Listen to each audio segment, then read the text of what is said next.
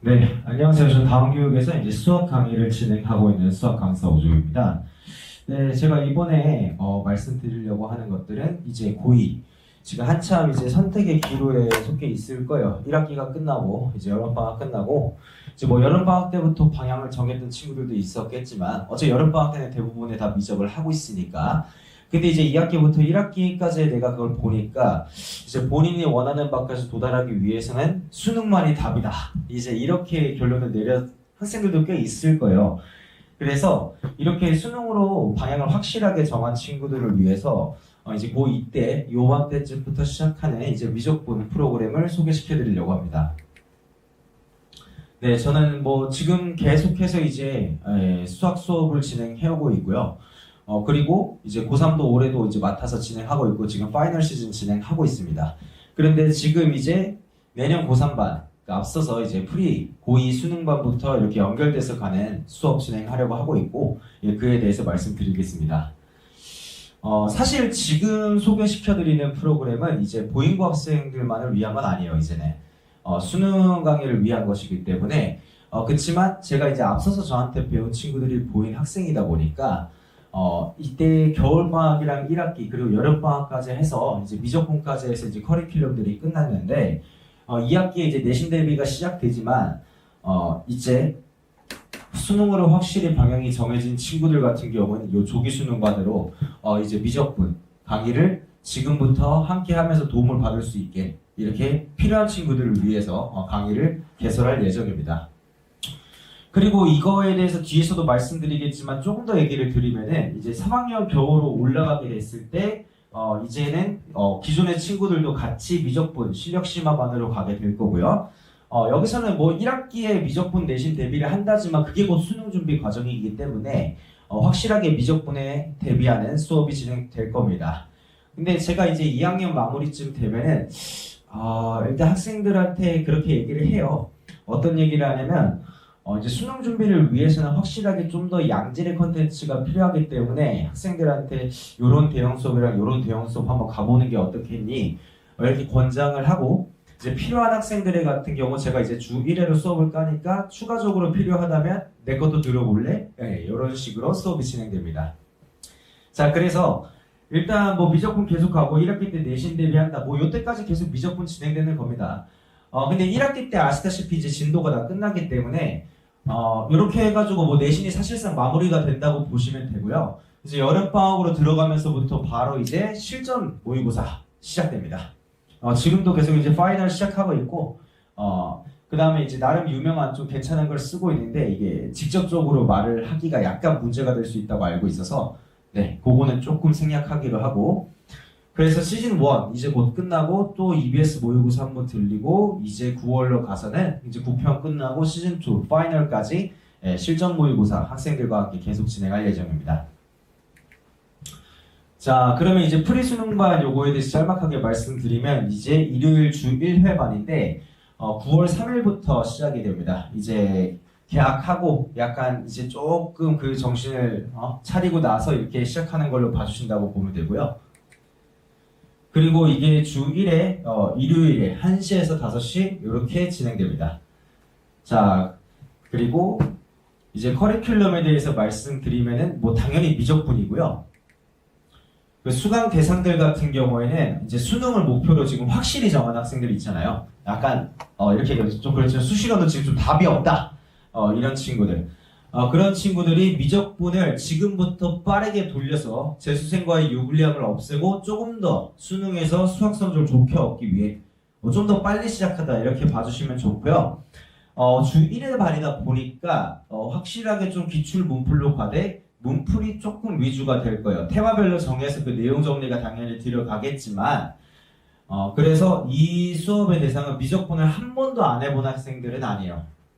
좀 많이 힘들 거거든요. 그런 경우에는 왜냐면은 그 다루게 될 평가원 기준이나 이런 걸 처음부터 고난도 위주로 보지는 않겠지만 어느 정도 이게 유의미하게 효과가 있으려면은 그래도 그 전에 미적분 한 번은 적어도 한 번은 공부하는 학생들에게 권장한다 이렇게 말씀드리겠습니다. 네, 그러면 사실상 이게 어떤 필요성이 왜 있느냐 이런 거를 말씀드리기 위해서 지금 OW를 가져온 건데 가장 최근에 있는 이제 고3 6평이랑 바로 전년도 수능 문항인데요. 이제 OW 탑5로 해서 이렇게 가져왔어요. 근데 뭐 이게 사이트마다 조금은 다르긴 할 건데 일단 작년에 공통 22번이랑 그리고 미적 30번 이 두 가지가 오답률이 가장 높았는데 그리고 여기 내려오시면 미적이 이제 3개나 껴있는 거를 볼 수 있습니다. 그리고 이제 공통, 수투, 수원 껴있는데 실질적으로 오답률이 이렇게 나왔지만 이제 시험을 본 현역들이나 재수생들한테 물어봤을 때 사실상 이렇게 느껴지지 않았다고 해요. 미적은 상대적으로 쉬웠다는 말이 많거든요. 그럼에도 불구하고 오답률이 높죠. 사실상 22번, 30번 이쯤 싸움은 이제 수학에서 이제 1등급이 나온다는 친구들 중에서 또 그 실력 가르기 싸움으로 들어가는 거기 때문에 그냥 단순 오답률 높다 정도로만 파악하시면은 조금 더 면밀한 분석이 힘들지 않을까 싶어요. 애초에 1등급을 목표로 하지 않은 학생 건드리지 않는 경우도 많기 때문에 그러면 실질적으로 이 문제에 도전하는 학생들이 느꼈을 때 그 난이도가 어땠느냐 하면은 22번은 뭐 크게 어렵다고 느끼지는 않았다고 해요. 크게 어렵다고 느끼지 않았고 이 30번도 마찬가지입니다. 미적 또한. 근데 여기서는 할 말이 있는 게 6평에서 이번에 미적 30에서 새로운 시도를 했어요. 새로운 시도를 했어가지고 거기에서 낯설음이 좀 크게 왔을 거다. 요런 부분이 좀 있었고 그렇지만 뭐 이제 29번 같은 경우는 이제 EBS 연계가 확실하게 느껴졌던 거였고 그 다음에 28번 이게 오히려 오답률이 가장 낮지만 가장 까다로웠다는 그 평가를 많이 받았던 문항이에요. 근데 기초로 돌아가서 이러한 해석에서 또한 선택형 상황에서 뭐 어떻게 해야 될 것인가에 대한 행동 강령의 연습이 되었으면 그래도 조금 어렵지만 잘 헤쳐가지 않았을까 싶은 것인데 어떻게 좀 말을 뺑뺑 돌아간 느낌이 있는데 하고 싶은 말은 미적은 항상 어렵다는 말이 나와요. 내용적으로 굉장히 많죠. 수원, 수투가 합친 과목이라고 보시면 돼요. 수원에 있는 것들을 대상으로 삼아서 수투의 내용을 이제 적용하는 그런 과목인데 이제 학생들이 공부하다 보면 알겠지만 양 자체가 굉장히 많습니다. 그리고 사실상 지금 이제 수능을 준비한다 하는 학생들도 1학기 때 수원을 돌아보면 알겠지만 이제 내신을 준비할 때 어떤 단원별 집중 공부를 하게 되고 그거를 학기를 거치고 나서 이제 뭔가 그 단원, 과목에 대해서 조금 더 확실한 실력을 갖게 돼요. 근데 이제 현역들 같은 경우에는 미적분은 내신이 3학년 1학기에 들어가기 때문에 그게 이제 완전히 끝났을 시점에는 아시다시피 이제 한 학기가 지나 있죠. 그러면은 이제 수능까지 이제 몇 달 안 남은 시점인데 내신이 끝났을 때쯤에 이게 좀 강화된다 했을 때쯤 이제 수능까지 얼마 안 남았고 그러다 보니까 미적분이 상대적으로 어렵다라는 얘기가 나오는 반면 재수생들 같은 경우에는 이미 그 전에 미적 내신을 거쳐왔고 그 과정을 거쳐왔고 그리고 이제 연초부터 확실하게 그 미적 문제들을 많이 다루면서 가기 때문에 그냥 내용 자체가 많다가 이제 그 친구한테 중요한 건 아니고 이제 익숙한 주제들이 나오면 뭐 이 정도야 하면서 이제 쉽게 풀게 되는 거죠. 그래서 체감 난이도를 말씀드리고 싶은데 지금 미적의 체감 난이도가 상대적으로 되게 낮아요. 그치만 현역들한테는 높죠. 그래서 수능의 방향을 정한 학생들이 좀 빠르게 미적을 접하면서 그 재수생들과의 그 경험 차이를 조금 줄이자 하는 게 목표라고 봐주시면 되겠습니다. 작년 수능 얘기 드리면 이거 이제 6평이었는데 작년 수능에 30번 미적의 오답률이 굉장히 높은데 좀 의아해요. 왜냐하면 3년 내내 지금 똑같은 주제가 30번에 나오고 있거든요. 설마 올해도 쉽겠지만 작년에도 그런 식으로 이제 말은 안 했지만 생각으로는 그 주제가 또 나오진 않겠지 했는데 나왔거든요. 근데 이제 반복되는 주제가 나온다? 라고 하면 많이 공부하는 학생들에게는 그만큼 유리한 거죠. 그래도 항상 어려운 문제는 오답률이 높습니다. 수투 문항 꽤나 어려웠었고 그리고 여기 이제 또 미적 29번 껴있고요. 이제 나머지는 공통이죠. 사실상 지금 공통이 더 어렵게 나오고 있어요. 수능에. 그래서 공통 공부를 분명히 많이 해야 하지만 지금 시점에서 수원 1학기 내신이 끝난 지 얼마 안 됐을 때 수원을 또 돌린다. 나쁘진 않지만 어차피 미적까지 가야 하는 학생이라면 이 시점에서 미적을 빠르게 선택하는 것, 빠르게 돌려보는 것도 분명히 좋은 선택일 겁니다. 그리고 혹여 수능을 갈 거기 때문에 수투 내신이 필요 없다 하는 경우에도 어차피 내신 준비 과정과 수능 준비 과정이 그렇게 동떨어진 것이 아니기 때문에 수투 내신도 확실하게 집중해서 봐보는 게 좋을 겁니다. 그 내신 등급을 본인이 어떻게 얻냐를 떠나서 그 과정 자체가 수능에서 큰 도움이 될 거예요. 자, 그러면 이제 이 고2 프리반은 프리수능반은 이제 어떻게 가냐면 첫 번째로 평가원 및 교육청 기출들을 다루게 될 겁니다. 이제 여기에 수많은 어려운 문제들이 있고 소위 킬러 문항이라는 그러니까 적당히 어려운 문항들이 있는데 이 킬러 문항 소수와 적당히 어려운 문항들을 조금 초반에는 그 위주로 가게 될 거예요.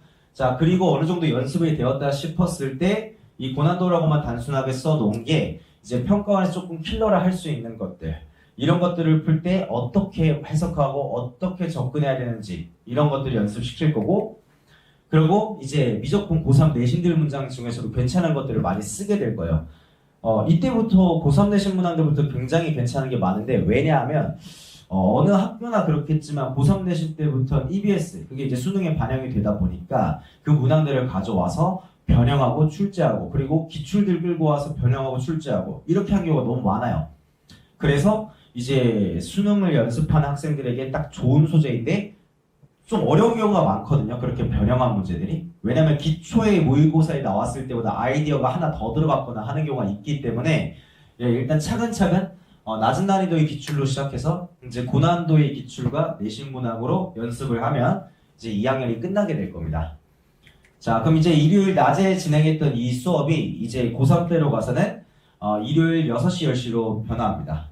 지금도 고3 수업 이 시간에 하고 있고 그러니까 앞으로도 내년에도 이제 고2 선수능반은 일요일 낮에 그 다음에 고3은 일요일 저녁에 이렇게 진행할 예정입니다. 자, 그래서 이때는 이제 EBS 그리고 기출은 계속해서 보게 될 거예요. 끌고 와서 보게 되고 이제 EBS 문제들을 쭉 다루게 될 거고 그리고 EBS 변형들까지 보게 될 겁니다. 이게 한 학기 내내 이루어질 과정이라고 봐주시면 돼요. 거기에 내신 문항도 제가 얹혀가지고 계속 줄 거예요. 근데 아예 그냥 내신 자체에 너무 관심이 없다 하는 경우에는 요거는 굳이 주지 않을 수도 있습니다. 저는 줄 건데 학생들은 풀지 않을 수도 있고요. 요렇게 하면 24학년 1학기가 마무리가 될 것이고요. 자, 그리고 이제 고3 파이널로 이제 괜찮은 모의고사, 실무들 끌고 와서 이제 학생들과 시간 잡고 풀고 주요 문항들 해설해주고 하게 될 겁니다. 요렇게 해서 이제 뭐 간략하게 제가 앞으로의 지금 2학년 학생들의 수능까지 제 계획을 말씀드렸고요.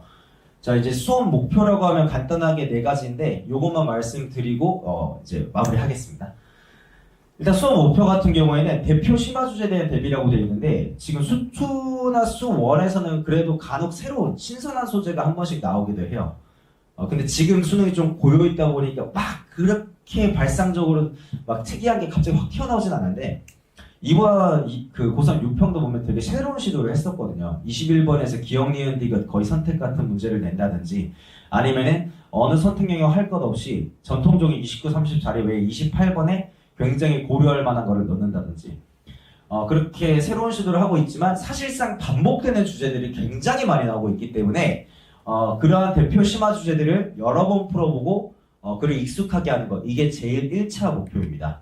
그럼 이제 2차 목표는 이제 해석 도구에 대한 반복 도구의 노출이라는 건데 사실 이제 미적분을 하다 보면은 막상 어떤 문제는 미분적분을 쓰지 않고 그래프 해석을 용이하게 하는 경우도 있고 그리고 이럴 때는 이러한 해석 방법으로 가야 되고 이럴 때는 회전이 적용하면 좋고 등등 다양한 수학 해석 도구들이 있는데 그걸 어느 상황에서 어떻게 적용하는지 이런 것들을 좀 반복적으로 그 상황에 노출되다 보면 그리고 그거를 학습했을 때 이제 학생들의 것이 될 거기 때문에 그러한 해석 도구에 대한 계속 끊임없이 노출을 시킨다고 봐주시면 좋겠습니다. 뭐 3번, 4번은 사실상 간단한데요. 3번 같은 경우에 기출의 빠른 순환이 목표입니다. 이게 빨리 시작하는 만큼 기출을 더 빨리 본다는 건데 사실은 기출은 계속해서 중요하고 3학년으로 끌고 올라가도 어떤 기출은 반복해서 계속 보게 될 거예요. 근데 EBS가 먼저냐 기출이 먼저냐라고 하면 저는 사실 기출이라고 생각하는 사람이에요. 근데 물론 둘 다 해야 되지만 시간이 제한적이라면 이제 기출. 근데 기출을 쭉 가다 보면은 이제 EBS 풀 시간이 이제 조금 부족해지는 거죠. 그래서 이게 조금 더 빠르게 기출을 순환해서 EBS에 집중할 수 있도록 하자.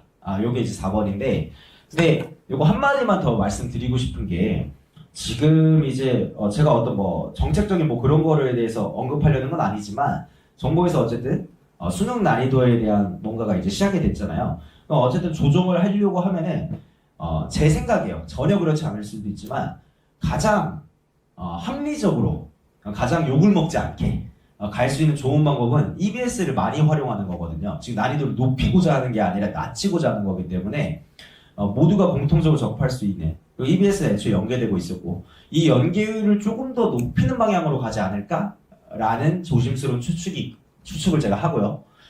그렇기 때문에 기출의 빠른 순환을 마치고 EBS에 좀 더 집중할 수 있는 시간을 마련하는 게 어떨까 하는 개인적인 생각이고 그렇다면 혹시나 그런 방향으로 흘러가면 이 프리수능반이 학생분들에게 큰 도움이 될 수 있지 않을까 하는 생각에 이 프로그램을 시작하려고 합니다. 네, 지금까지 강사 오재호였습니다. 감사합니다.